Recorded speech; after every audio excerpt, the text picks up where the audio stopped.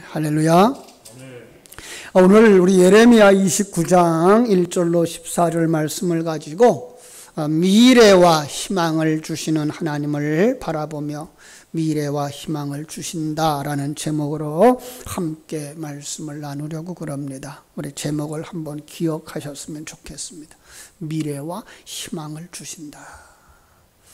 예레미야서 29장 말씀의 배경은 유다 백성이 시드기야 왕 때에 그 시드기야 왕과 함께 포로로 잡혀갑니다. 주전 약 597년경으로 보거든요. 하나님께서는 불순종한 유다 백성들을 징계하는 방법으로 블레셋을 들어서 채찍으로 쑤셨어요. 블레셋을 통해서 그들이 포로가 되어져 가는 상황 속에 참 하나님이 허락하셨어요. 그러나 유다 백성들의 삶은 정말 감당하기 어려운 상황이었죠. 한 번도 경험해보지 못한 세상 속에 들어가 있는 거예요. 언어가 다르죠. 습관도 다르죠. 문화도 다르죠. 음식도 달라요. 그 속에서 살아가기란 마치 민물고기가 바닷물 속에 들어가서 사는 것만큼이나 어려운 거죠. 그렇죠? 그동안 유다 백성들은 어떤 삶을 살았나요? 자기들이 하나님의 백성들이라고 자부심을 가지면서 살았죠.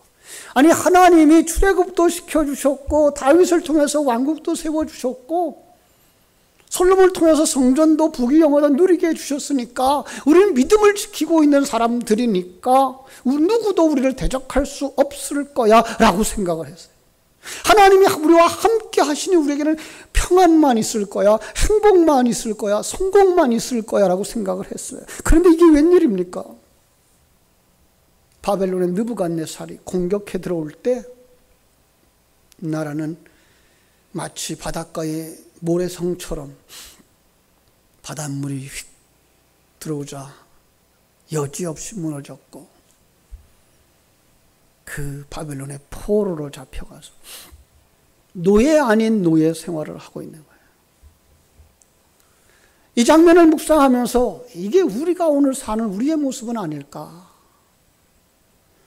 2020년 코로나19로 말미암아 혼란이 야기되자 지금 우리 생활이 어떤 것이 정상적인 생활인지 잃어버렸어요. 우리가 지금 바로 살고 있는 건가? 잘못 살고 있는 건가? 정말 누구 말대로 한 번도 경험해보지 못한 세상. 주변 국가의 그 관계는 정말 악화일로로, 그렇죠?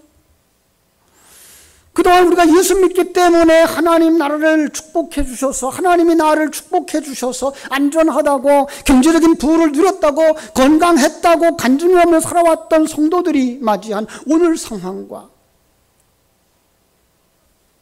예레미야서 29장에 나오는 이 포로로 잡혀간 유대인들이 경험하는 세계가 하나도 다를 바가 없더라는 거예요. 이 속에 오늘도 사단은 기회라고 생각하고 교회를 공격합니다. 이렇게 전염병이 확산되고 있는데 예배가 뭐냐고 수십 명씩 수백 명씩 모여서 1시간씩이나 노래하며 춤추며 거리두기를 하고 있는 거냐고 마스크를 쓰고 있는 거냐고 신천지를 보라고 어떤 교회를 보라고 그러자 성도들의 마음까지도 약해지고 공연히 나 때문에 교회가 피해를 겪는 것은 아닐까 두려운 생각에 감히 예배의 자리를 떳떳하게 나오지도 못하는 상황. 여러분 사단의 공격입니다. 정말 뒷걸음질 치면 안 됩니다. 이때 하나님께서 예레미야 선지자를 통해서 고난 겪고 있는 유대 백성에게 말씀하셨던 것을 우리가 잘 들었으면 좋겠습니다. 5절부터 한번 볼까요? 너희는 거기에 집을 짓고 살며 텃밭을 만들고 그 열매를 먹어라. 맞이하여 자녀를 낳으며 너희 아들이 아내를 맞이하여 너희 딸들이 남편을 맞아 그들로 자녀를 낳게 하여 너희로 거기서 번성하여 줄어들지 아니하게 하라. 너희는 내가 사로잡혀가게 한 그 성읍의 평안을 구하고 그를 위하여 여호와께 기도하라. 이는 그 성읍이 평안함으로 너희도 평안할 것이니라. 여기서 첫째로 찾아낸 대지가 뭔가 하면 삶의 환경 속에서 임마누엘을 누리라라고 하는 것입니다. 사랑하는 여러분, 여러분들의 삶 속에서 임마누엘을 누리게 되기를 주님의 이름으로 축원합니다. 지금 이 환경 속에서 다윗의 고백처럼 여호와는 나의 목자시니 내게 부족함이 없으리로다.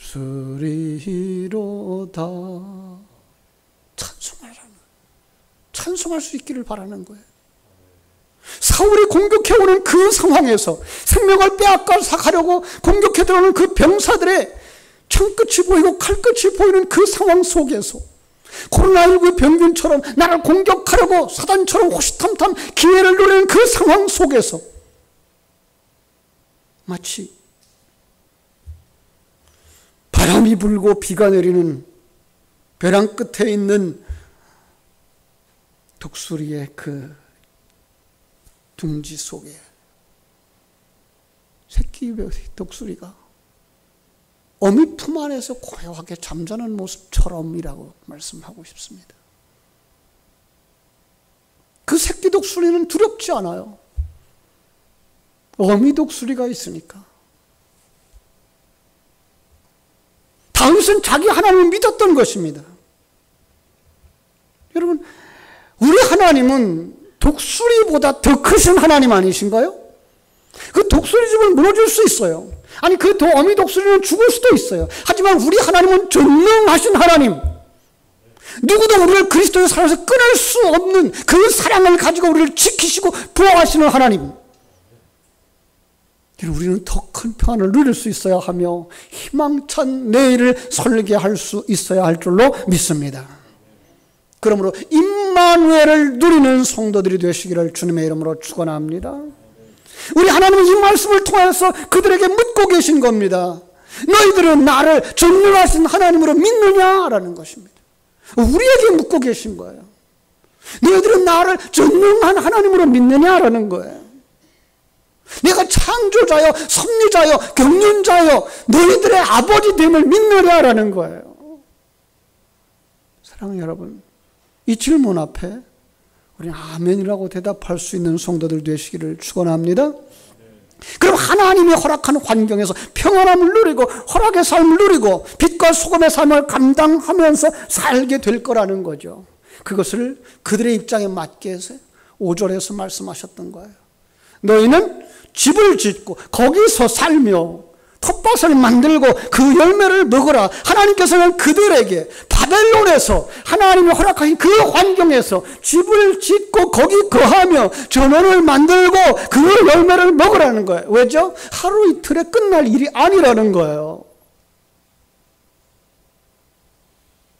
심지어 6절에서는 아내를 맞이하여 자녀를 낳고 너희 아들이 아내를 맞이하며 너희 딸이 남편을 맞아 그들로 자녀를 낳게 하여 너희가 거기서 번성하고 줄어들지 아니하게 하라. 사명입니다. 여러분, 우리는 이 시점에 우리의 믿음이 어디에 있는지 점검해 보는 아주 중요한 상황을 만났다고 생각을 합니다. 그들이 포로 생활에 1년, 2년에 종식되어지고 회복되어질 수 없었던 그 그릇을 통해서 우리에게 말씀하시는 거예요. 이 땅에 이 상황이 1년, 2년, 아니 한 달, 두 달에 끝나지 아니한다는 거예요. 전염병으로 거리두기 하죠. 경제를 침체로 말미암아 경제는 뒷걸음질 치죠. 이게 1년, 2년에 회복될 일이 아니라는 거예요. 더 나아가서 저 북한의 끊임없는 남침, 적화 통일의 음모, 이미 우리 70년 동안 겪어온 아픈 역사들 아닙니까? 수없이 많은 거짓말에 속았고 어떻게 하든지 그들과 화친해 보려고 수없이 많은 양식도 보냈고 소도 보냈고 돈도 보냈고 그럼에도 불구하고 우리들은 계속 당하는 역사. 여러분, 이게 언제까지 이렇게 될지 알 수 없는 이 상황. 이때 우리 한국교회가 정신 차려야 될 겁니다. 우리 성도들이 자기 정체성을 다시 한번 회복해야 되며 내 믿음이 무엇인가 점검해야 됩니다. 참다운 신앙의 모습은 무엇인가? 그때의 바벨론 속에서 이스라엘 백성들은 어떻게 살았는가? 역사 속에 수많은 그 성도들은 전염병이 창궐했을 때 어떻게 신앙을 지켜왔기에 그 신앙의 핏줄이 여기까지 흘러왔는가? 여러분, 예배하는 데 있었습니다. 이런 예배를 잃어버리면 안 됩니다. 이것은 한데 회집해서 좁은 방에서 수십 명씩 수백 명씩 들어가서 침을 튀기면서 예배하라는 그런 얘기 아닙니다. 이건 정말 중요한 거, 거리 두기도 해야 되고 마스크 쓰기도 해야 되고 손 씻고 소독하는 일 해야 되죠. 그러나 그 가운데에서 우리는 정말 참다운 예배가 무엇인가를 찾아야 되는 것입니다. 그리고 교육해야 되는 것입니다.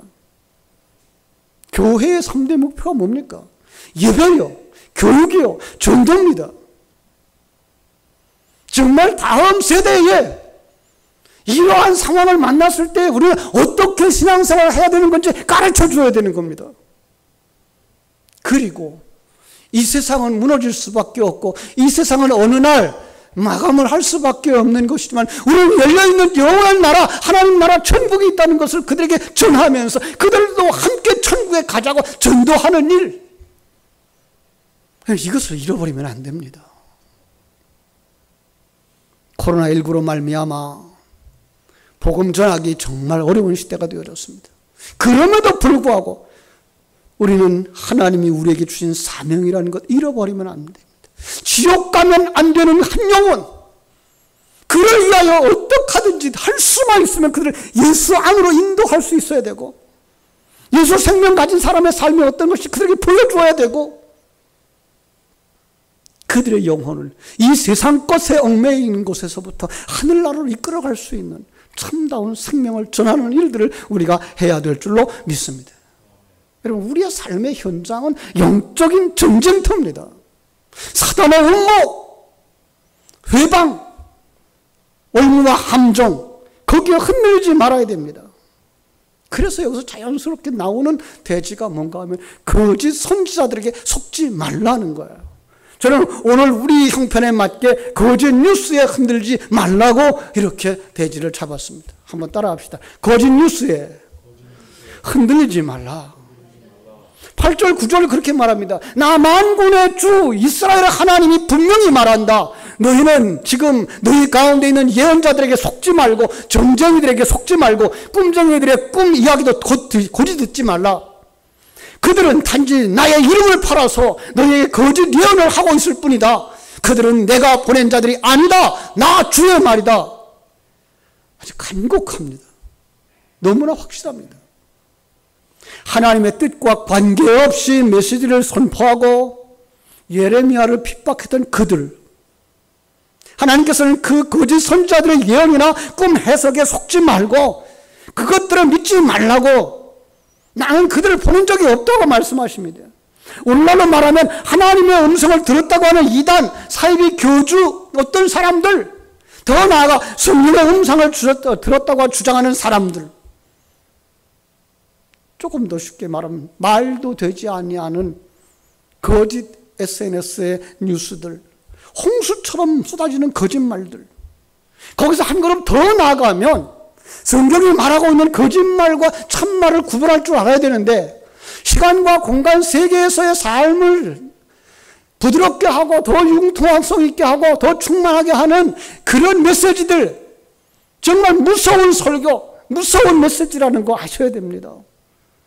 그들의 심리학적인 메시지가 틀리다는 말이 아닙니다. 그들의 적극적인 그 사고, 이 세상에서 잘 먹고 잘 살고 바른 인간관계를 형성하고 사는 삶 틀리지 않습니다.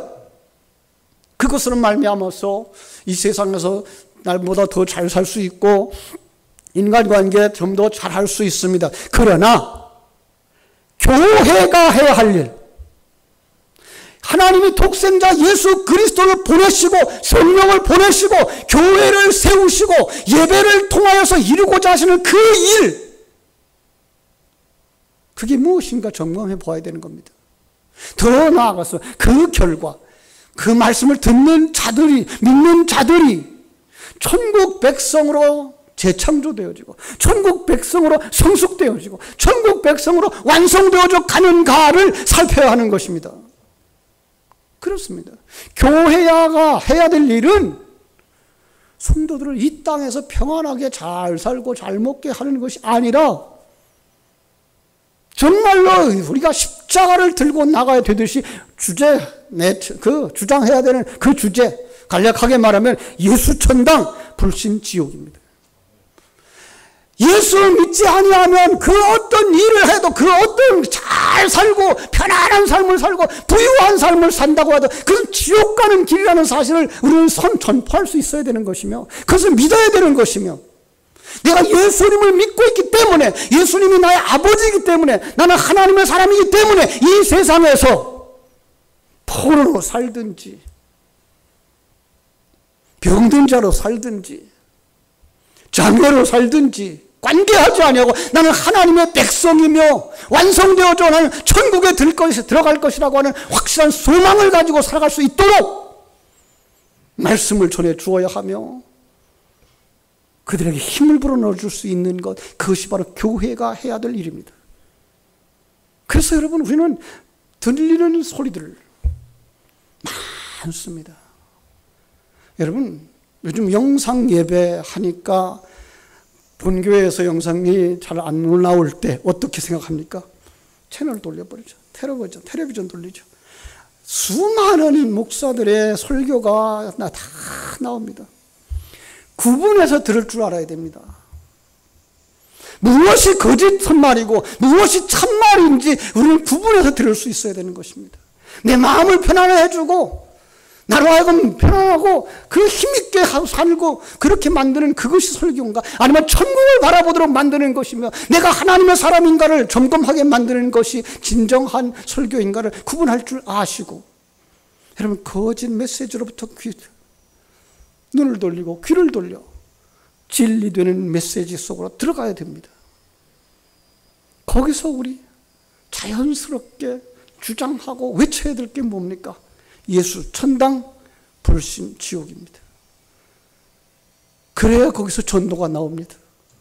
그래서 거기에서 우리는 기쁨과 감사가 나옵니다. 이러한 믿음을 가진 사람들에게 자연스럽게 나오는 세 번째 대지, 미래를 바라보며 준비하라는 것입니다. 10절부터 11절 보시기 바랍니다. 여호와께서 이와 같이 말씀하시니라. 바벨론에서 70년이 차면 내가 너희를 돌보고 나의 선한 말을 너희에게 성취하여 너희를 이곳으로 돌아오게 하리라. 여호와의 말씀이니라. 너희를 향한 나의 생각을 내가 아나니 평안이요 재앙이 아니니라. 너희에게 미래와 희망을 주는 것이니라. 때가 차면 하나님의 시간표가 있습니다. 전지전능하신 하나님의 계획이 있습니다. 또 우리에게 주시는 것은 재앙이 아니고 평안이라고 하는 것입니다. 우리에게 미래와 희망을 주시는 것이라고 말씀하고 있습니다. 이 세상 시간과 공간적이 아닌 영원한 하나님의 나라를 바라다 보게 하시는 메시지입니다.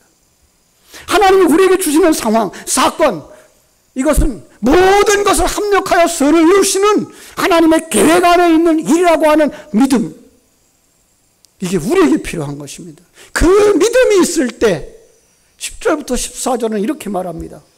너희가 내게 부르짖으며 내게 와서 기도하면 내가 너희들의 기도를 들을 것이요 너희가 온 마음으로 나를 구하면 나를 찾을 것이요 나를 만나리라. 이것이 여호와의 말씀이니라. 사랑하는 여러분, 정말 우리는 이 말씀을 들을 때에 이게 하나님의 말씀이구나, 아멘 하고 대답할 수 있어야 됩니다. 하나님께서는 우리에게 좋은 것 주시려고 준비하시는 참 좋으신 아버지 되시는 줄로 믿습니다. 지금 어떠한 문제와 절망 가운데에서 상처받고 낙심하는 상황에 처해 있을지라도 절대로 낙심하지 말고 포기하지 말고 주저앉지 말고 주님만 바라보고 믿음을 굳게 서서 약속의 말씀을 붙잡고 나아가는 여러분들 되시기를 주님의 이름으로 축원합니다.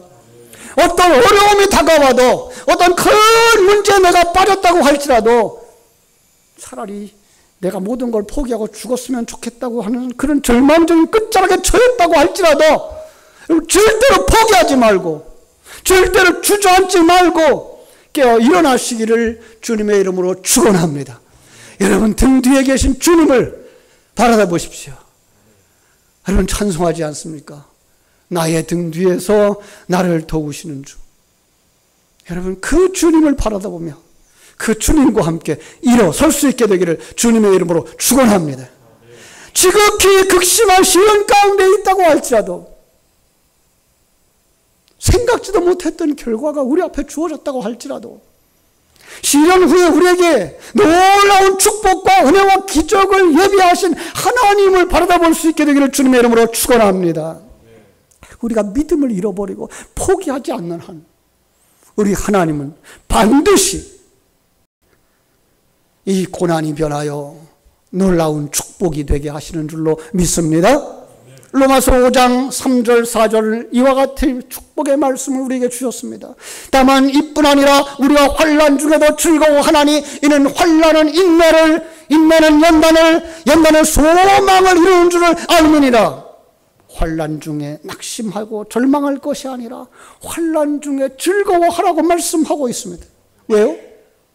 그 환난을 통해서 인내를 배우고 인내를 통해서 우리가 연단을 받아서 하나님의 사람으로 변화되어져 하나님의 사람으로 변화된 다음에 하나님의 약속, 하나님의 나라를 선물로 받기 때문입니다. 그러므로 절대로 좌절하고 낙심하고 포기하고 물러서지 말고 주님만 바라보고 믿음으로 일어서게 되기를 주님의 이름으로 축원합니다. 우리 다시 모여야 됩니다. 다시 기도해야 됩니다. 그러면 하나님 약속했습니다. 만나 주시겠다고. 13절 말씀입니다. 너희가 온 마음으로 나를 구하면 나를 찾을 것이요 나를 만나리라. 아멘. 하나님은 약속을 지키시고 신실하신 하나님입니다. 좋으신 하나님입니다. 아브라함과 그리고 이삭과 야곱에게 약속하셨던 것처럼 이스라엘 백성들을 애굽에서 구출시키기 위해 430년 동안을 기다리셨던 하나님입니다. 마침내 이스라엘을 출애굽시킨 하나님입니다.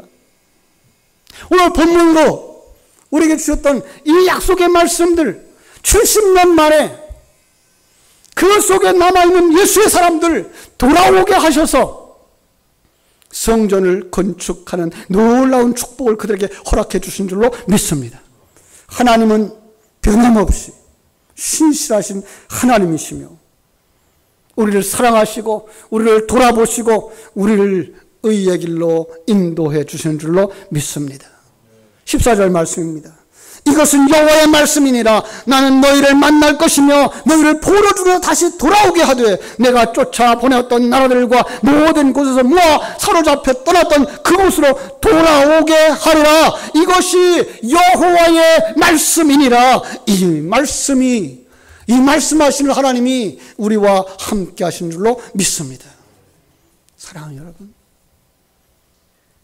새 힘을 얻고 정말로 이 환경 속에서 내가 누군가, 나는 어떻게 살아야 되는가, 그리고 어떻게 완성되어질 것인가를 묵상하면서 부르짖어 주님을 만나시고 무거운 짐 다 내려놓고 우리의 눈에서 눈물을 씻겨주시는, 그리고 어루만져 주시는 주님의 그 사랑의 품에 안기셔서 정말 우리에게 미래와 희망을 주시는 하나님을 증거할 수 있는 이 마지막 시대의 증인들 되시기를 주님의 이름으로 축원합니다. 기도하겠습니다.